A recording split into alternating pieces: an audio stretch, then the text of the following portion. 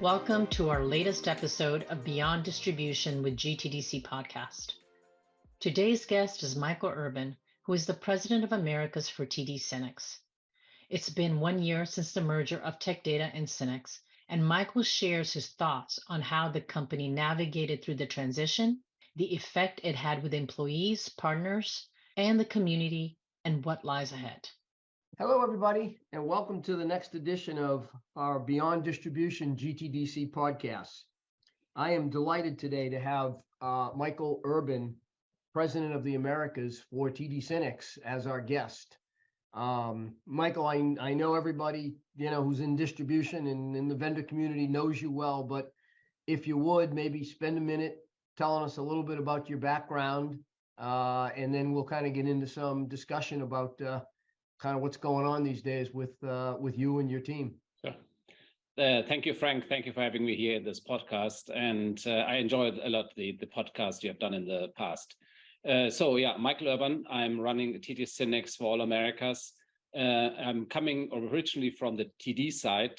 So years ago, I was in Europe, and then Rich Hume brought me over to Americas to run global business for him. And then I moved to Synnex in 2019. And then, of course, with the merge last year, in 2021, completed by September last year, I was back and now the Americas president in that organization. And being German, to run Americas is quite interesting, but I like it a lot. And it's really a great company I'm working for. Yeah, well, I'll tell you something, Michael. I mean, you and I've met, last couple of years, get to know each other better. But when we look back at your background in terms of, the various roles you've had with running, distributors in Europe, and then, as you mentioned, working for TD and Synnex, it's been quite an experience. And you've got quite a lot of certainly relationships with us at GTDC. I know that, 10 years ago, you helped us put together our original database program for GTDC, and so we've had very good engagement from day one.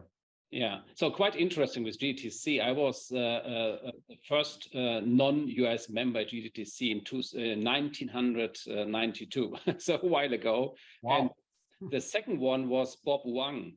Being out of Asia at that time, and then of course also US one. So, but I was the only non-American, quite interesting, and they invited me because at that time was more US centric, I call it that way, right? Yep. And then I met, of course, Bob Wang and all the other old folks, I call it, right, in distribution. And so they brought me in as I was running Activis as a European distributor at that time, and then invited me. So that's why I've really a long time partnership with GTDC. Yeah, you have, and we've certainly appreciated it. So, well, you mentioned a year ago. It's been a little bit more than a year now, and it's been an amazing transformation. I mean, the merger is just it's huge, right? Obviously, talk a little bit about how that transition's gone, and you had to pull teams together, and there's just been a tremendous amount of work that's been done. Tell us a little bit about what's transpired. Yeah, so today is our last day of the fiscal year. So, that means we are 15 months exactly together by tomorrow. And so what I can tell you, and that you can see in our reports as we're a public listed company, the first 4 quarters, we did very well. So great performance from the team on the global level. And I'm very impressed what we could deliver to the market. So, and talking to vendor partners, customer partners, and of course also to our co-workers in the last couple of months, and even by today, I have a vendor partner here, worked for us for a long time, all thumbs up, and that is a good sign. So if you get the thumbs up sign and they're not complaining, because normally you get complaints quite quicker than thumbs up, and what I can tell you is a great success story. So we have done, of course, on day one, the migration of the 2 companies, and most important there, we said, let's bring the people together and tell who is leading and who is the next level and the next level and the next level. Yep. And we have completed this in day 1, September last year. And then within 4 weeks, we told everyone in the organization, what is your future job? And that was very important. It's a big part of the success. Also, we said very clearly, we like to grow the business. And then we said, we will have one combined IT system, but for distributors, of course, very important as also for our partners. And so we made that all happen. So we have started with the process to bring the people together day one and completed that in a very short time period of good 4 weeks. And the next phase has started really to bring also the IT systems together, logistics centers together, finance, whatever you can think about. And so we have completed in Canada the IT system together in May this year. So it was a great success, and we had not one day of any issue. And then we have continued that through the same thing in US. And we are on the final phase to close also the US migration on the IT side. Wow. So, and again, if our partners telling us, hey, I'm not feeling anything, there could be two things, right? On one side, we haven't done the job, or we have done the job so well. And it's the second answer is the right one, because our partners feel really that is so smooth and it's no issue. And everybody also from our partner side can call me up or Peter up or whoever in the organization if there's an issue. But I can tell you, we're not getting many calls like that. There's sometimes here and there some hiccups, what is normal, but very small. And again, we have a great team, and that's I think what we've counted on. And as you know, also we never announce that we have layoff, and that helps, of course, in the process. And we have the people, and they do the job, and they do a great job, and we grow business and we grow our market share. Yeah, I think, yeah, I mean, I'll tell you from obviously being out there in the field and talking to folks and both the vendor side and the solution provider side, it has appeared to be seamless. Now, I know it hasn't been. I know underneath there's a lot of work that goes on, but externally it really has. And I think one of the reasons for that is, as you mentioned, you had a foundation of really good resources in place for a long time. And you were able to kind of build on that foundation. You know, North America, obviously, you know, Peter and his team had been in place forever. Folks on the TD side probably had been in place less time in North America than certainly Peter and, you know, his team, but they pulled that together in a pretty seamless way. So I think that's really positive. So one of the things I noticed, Michael, it came recently out of one of the events that you just had. It looks like you've now combined the Varnex and the Tech Select communities into sort of one community. And I thought that was really interesting because, you know, I've been a big proponent over the years of these communities because I think they really matter. I think people like to collaborate, like to work with each other. And I also think it builds stickiness for you guys as a distributor to develop those relationships. Talk a little bit about that and what was your strategy around doing that and how do you feel it's going? Yeah, so communities for us and for me are very important, right? So when I joined Synnex in 2019, we had one community called Varnex. And I said, okay, there's something more we can do with Varnex. So how we can improve that? What are the areas? So, and I met very early in that year, I met the partners and talked to them. Okay, what you're looking for? So how do you see Varnex? Varnex was more than 10 years old at that time. And then after 10 years, you get feedback, and maybe it's also a bit rusty, right? So the people say, hey, this could be better. This is a bit old fashioned. We have to change and so on. So we have started that time to build up the new Varnex with our partners there as resellers, but also extended the reseller base. And what we did, and that was a big change from the original idea, was we have integrated also our solves. That means bringing more technology over, right? So the Varnex community was in the past more helping, of course, partners on financial items, logistic items with end customers, giving more support, services, etc. Right? But the missing part was really that Synnex has built up a very strong area of solves, and the solves was all technology driven, very specific areas. So what we did is we brought all the solves in the community and said, okay, who is qualified for what and who like to be in what solve? And with that, we have started to enhance even more the partnership on the Varnex side, and with great success. And then, of course, with the merge with Tech Select, right? So it's okay, what do we do? And so option one is always merge it together and then it's fine, right? But we said very clearly, no, what we do is we have an umbrella brand that is Community Solve. And then underneath, we have two areas, Varnex and Tech Select, and we keep them separate because Tech Select was more on the data center side of the business. So it was less this solve activity idea, right? Was more on the data center side, but also technology driven. So that's why we had this event a good 3 weeks ago in Orlando with bringing our partners in and then having one event, but a very specific Tech Select and Varnex part together. And but it's still a different approach to the market. Yeah, that's great. And what's been the reaction of the partner community? Because I know that, traditionally they've been very different, whether it was Varnex, Tech Select, of course, in the case of, some of your competitors, they had their programs. And so generally you have partners in each of the communities. How do they feel about what you've done? No, some were also in the Tech Select and the Varnex at the same time, right? Okay. With the merge, of course, they in both, right? Yeah. And but not many, so only a few. So we asked them. So we had a board meeting with Tech Select and Varnex members in August. It was. We talked about that. So what is your view, right? And I'm always a fan of asking my partners, right? So what is your view? So can do have crazy ideas, and at the end we're ending up, hey, this is not what we want, right? So we asked them, and the message was very clear. Let's continue with Varnex, let's continue with Tech Select, but really bringing maybe on the back office side, I call it more, right? Bring the things together, right? But everything what is front, how we go to the market and how you support us, what is the idea about that?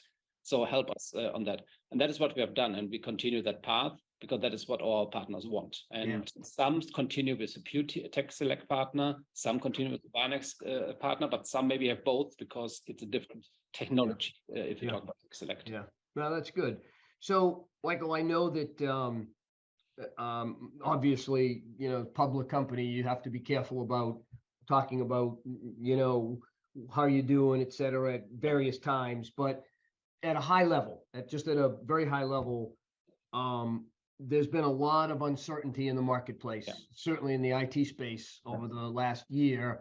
Then when you add to it all the macroeconomic concerns that everybody has had, tell me what you're thinking. Tell me what your thoughts are. How is it going? I think supply chain seems to be easing a little bit. What's happening out there at a macro level that you can comment on? Yeah, maybe starting with supply chain, because that helps to explain a bit what's going on in the market, right? Yeah. So starting on the endpoint side, very clearly on the endpoint side, so everything was related to notebooks, desktops, and so on. That is very clearly we have more and more deliveries, and I would call it less demand, right? And so we have more products in stock, but it's still a good demand. So what I mean with that is it depends really on the area of the business. If you talk about commercial side of the business, on the notebook side, it's still a good demand in the market. If you go to the consumer side, it's a bit less. If you go to Chromebooks, it's not a good year. So very clear, right? So that's why you see these numbers, what you see today, that is all red now. When it comes to notebooks, the reality is very red or dark red on Chromebooks and lightly red on consumer, more green still on the classic business to business side. So looking at that part of the business for next year, yes, there will be an issue for sure in units, but also we had some price increases in the last 2 years, as we're all aware about that. So this will compensate for sure some of the revenue losses. The question is that business next year in revenue -3-4%, or is it even -10%? It's hard to say, right? But our view is in quantity-wise, more likely -10%, -5%, and then it depends really what customers are buying. Normally, the commercial side, they're more in the range of $800 to $1,000 in average price. Retail is less, so there might be a mixed change, and with that, we still feel quite comfortable that the endpoint side of the notebook business and so on is there. And also, we should not forget that with the Windows transition, there are many devices in the market, more specifically in the US, they have to be replaced. And we talk about 80 million devices have to be replaced in the next 12 months because they're not capable with the next versions of Windows, right? So that will help on that side for sure. Yeah. We talk about we call it the advanced side of the business, so everything related to data center side of the business. The good news is really that in the last 6-9 months now, really, it's a recovery, right? And recovery means very clearly, many end customers have seen the world is not always cloud or public cloud. the world is also even on-premise, in a private cloud environment, hybrid cloud, right? Or the success, what you see with some vendor partners even in between. So this is clearly a growth area this year, and it will continue next year. But we always have to keep in mind, in 2019, since then, 2020 and 21, that was negative trend, right? So it was -10, -15%. Right. So we have to see that I be back in 2023 on 2019. My view is yes. So that would mean that's another chance of another 10% of plus year over year. But that is more correction than from 2019. But on top of that, all of that is there's always business what we can make. So the IT industry is always in a good shape, right? So if you hear my speeches, I talk always about GDP growth, right? What is the GDP growth in the country, in the world, and so on? So normally, the IT industry is about 3 to 4% higher in GDP in growth. So in other words, if we have in US GDP growth next year, let's say 1.5%, the IT market will grow 4.5 to 5%. So that's the good news, right? And we're all in this industry. So therefore, there is business what we can take. And we are living in a very good industry. And I saw even the other day from IDC, they do always this questionnaire to CIOs, what's going on for the investment? Do you decommit, to keep it as last year, or even you increase, right? And if you look at the pie chart, you see really that the increase is a decrease is less. In other words, they invest the same or even a bit more, right? So all good news. So we have still a lot of opportunities in the market. So cloud, of course, is still big. Security, this is the number one, right? This is growth of 15, 20% for everyone. Yep. Bad actors are in any company, right? So they will pop up soon in many companies, and it will be there that our partner should be there in security space. Collaboration, many companies have started to see people not coming back to the office. So even if they try to bring them back to the office, what does it mean then for long term? What do we do with the office or the work from home, right?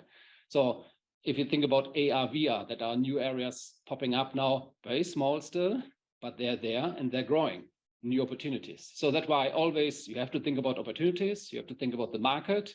And what I'm saying is there is the budget is there, the companies have the money. It's only the question is who takes the money from the end customers at the end. Yeah, I've seen, that's really interesting because I have recently looked at some IDC data looking at next year. Yeah. And your point is really well taken.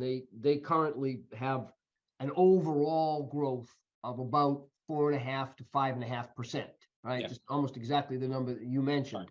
But what's interesting is when you break it down, and they've got it broken down, and I'm looking at the chart, probably 15 different categories, there's a wide range. I mean, you know, the PC, traditional PC and device space could be down as much as 10 to 12%. Right. Yet, you know, infrastructure software, it could be up as high as 20%.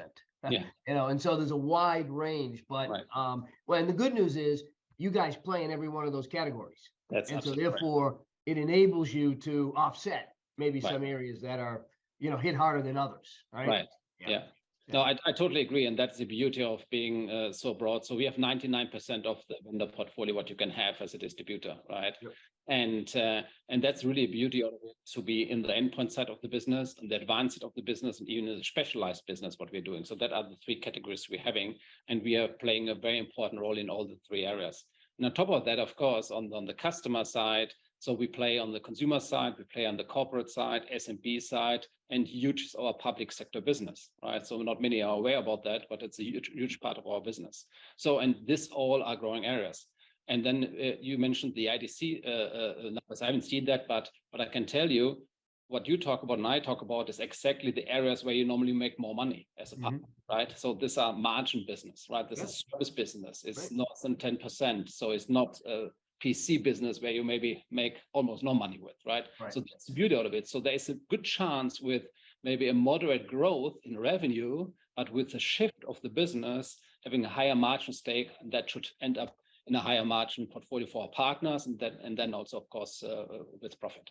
Yeah. So talking about that, and that's a really good point, because and it kind of ties back to sort of one of the discussions that everybody, when we talk about distribution, wants to have, which is, yeah, distribution traditionally has been in this pick and pack, old school sort of business. Right. The truth of the matter is that has transitioned tremendously over the last couple of years to, one, different businesses, two, certainly more higher margin businesses, Right. and software and service, and obviously cloud, play a much bigger part in that now. Yes. I know you're seeing that shift. Could you talk a little bit about that and what you're seeing there? Sure, absolutely. So if you think about this pick and pack business, this is core, and you have to do it because that is what many vendor partners expected was, and of course resellers as well. But to make money out of that one is almost mission impossible, right? So this is, if you run it well and great, maybe it's a black zero. That is it, right? But where we make the money is with all the value-added services we put on top of that. And that could be on the endpoint side, right? And I name one, PC configuration. Sounds simple, so it sounds easy. It's not so easy, but we have some partners in the past that did their PC configuration by themselves. They thought that is one of their core competence. And more they moved it over to us as a distributor because for them it's too low a margin stake. For us, it's attractive enough, so we take it, right? And we do that type of configuration. Or if you even think about complex configuration, we're doing on the server side, including networking. So we do a lot of access point deals, for example, with our partners, right? And building up a complete solution there. And that includes services for our partners, with our partners to the end customer. And that is at the end, the part of the success story. If you look and you can see it in our numbers as a public listed company, so we have a decent profitability, and of course we like to make more in the future, but this is coming not from the classic pick and pack business. This is coming really from the services around that, right? And customers are paying for that, and they enjoy it because we, with our leverage we have, with our size we have, we can deliver solutions for them that never could have before. For sure, not even for that price we can deliver it for. Yeah, and the services are being, not only are they necessary, but they're also required. It appears to me in the conversations I'm having with the solution providers is there's just a whole host of services that they need somebody to provide to them, right? And we saw a lot of that coming out of the pandemic when folks were just struggling to keep their business going. They couldn't make investments in some of the emerging technology areas that were needed, and you guys were able to step in and help them in those areas, whether it was training or support, etc. And with the proliferation of solutions that are out there, particularly on the security side, as you mentioned, I mean, everybody you bump into is a new security vendor, right? Who's got some solution that I can't figure out how they all fit together yet. Someday we might, but with the proliferation of all those technology, somebody's got to make sense of it, and somebody's got to kind of put it all together. And I think it's funny that a lot of people don't realize how important that role is that you guys provide on a day-to-day basis to do that. Right? Yeah. I think in the last 2-3 years, and GTC was helping on that, many of the partners have understood that. So it's a customer side. I think they got it straight to your point, right? So they need a solution for an end customer, maybe not capable to deliver that. They're calling us up and can you help me here? Or security, I have an issue with my end customer. They have a breach. How can you help me? And we do this, right? So we have then really people supporting them. Say, okay, this is who you should talk. This is a vendor to put in place on prevention, but also if it's too late, right? Helping them there to make this happen. And that is a big part what our resellers see as a big value what we bring into the table, right? And on the vendor side, similar thing, right? So they have also seen that how we have increased our service offerings to them and how much we deliver to them for the SMB space, but also in the corporate space, right? And so that's why I think distributors in the last couple of years, they've really proven, and I talk about all distributors here, so they've really proven that they can deliver more and more services, and they can leverage the organization, make it for a very efficient price, and make it very effective, right? And then also, of course, in the pandemic time, there were, in my view, the ones really keeping everything together, that is not falling apart, right? And I think that is a big part of our channel ecosystem, if you talk about. And one other thing, so we see more and more direct players coming to us to the channel. So I haven't seen that before as such, but now you see a really big wave, right? So security partners, you mentioned smaller vendor size, they're coming to us. If it goes to analytics, AI, they never thought about the channel in the past. Now they come to the channel and like to work for us. And I think that has all to do that they have seen that some companies were very successful using the channel in the last 2 years with the pandemic. Yeah, I don't think there's any question. I think, when I first took this role in 2019, all anybody wanted to talk about was whether the distribution can make this next evolution, with the digital transformation. And I'm like, Jesus, and my response was, if you look at the history, if you look at what's happened over the past 30 years, you wouldn't even ask the question, but okay, fine, ask the question. And then it just went away with the pandemic because the way the distributors stepped up was just unbelievable. And that story is a spectacular story. But I think, to your point, what it resulted in is now people recognizing the overall value, not of just a channel, but the role that distribution plays in that space, and how it's going to continue. So I think it's a great story, and you guys have done fabulous. One other kind of macro point, and I know you've been heavily involved in these over the past. You've personally been engaged in them. M&A. There seems to be, this is an area in the IT space that's constantly happening, constantly going on. When you look at the landscape in North America, there's not, too many. There's a few niche players, but your company and, certainly Ingram and Arrow, between the three of you, you've got the bulk of the share. Globally, though, I think there's still a lot of opportunity. What are you seeing in that space, and what do you think will happen as we kind of move on here? Yeah. So speaking about globally, so we stated very clearly in our strategy that we like to continue to grow our business. So that, of course, organically on one side, but also enhancing our global footprint. And there are still many patches in the world we are not covering as we should cover. So Asian Pacific for sure, and as you know, that our emerging markets, and yes, some of the markets have still an issue with the COVID pandemic, but they will recover, no question, right? Or if you look about the Middle East area, that is for sure an area with interest. Then also, if you look at Europe, so we have a very complete portfolio in Europe, but there's still something we can add there. So there's no question. Latin America is an interesting market. So we have a nice growth rate in that place. But we're playing in the advanced side of the business only, so data center side. And in that space, there's even a lot of potential in, because it's still a fragmented market, right? Even in North America, yes, of course, we have a high market share, but new products coming up. So I mentioned other areas like even AI, VR, AR, whatever, right? So over time, there will be something in the niche play, what is attractive for us as an acquisition target to complete our portfolio, right? Even we have 99% of the vendor portfolio today. Are we best in class in all of them? There's potential. Yeah. That's a good way to phrase it. Well, good. Well, Michael, this has been really great. It's good, and I really appreciate you taking time out, on the last day of the quarter to come do this for us.